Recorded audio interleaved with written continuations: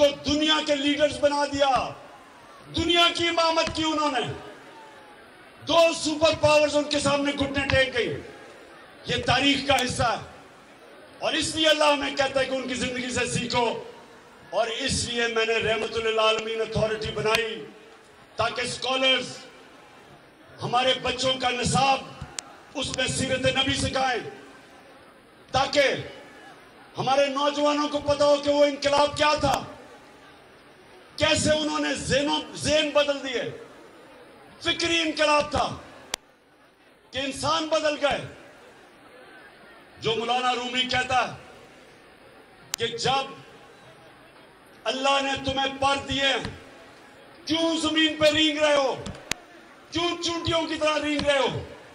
میرے نبی صلی اللہ علیہ وسلم نے انسانوں کو پر دے دیے، سب عظیم لوگ بن گئے، جو ان کے ارد گرد تھے لیڈرز بن گئے، اور یہ حکومتیں آ کے وہ رحمت للعالمین اتھارٹی بند کر دی۔ ان کو شرم آنی چاہیے کہ ہم اپنے لوگوں کی تربیت کرتے ہیں، کوشش کرتے ہیں کہ ان کے کیریکٹر بڑے ہوں، اچھے برے کی تمیز سمجھیں، امر بالمعروف پہ چلیں۔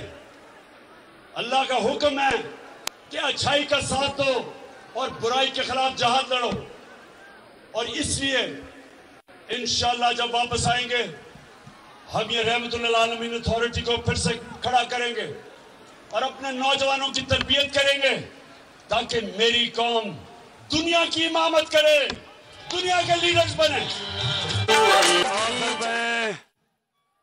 میں آپ کے جذبہ اور جنون کو آج سلام کرتا ہوں۔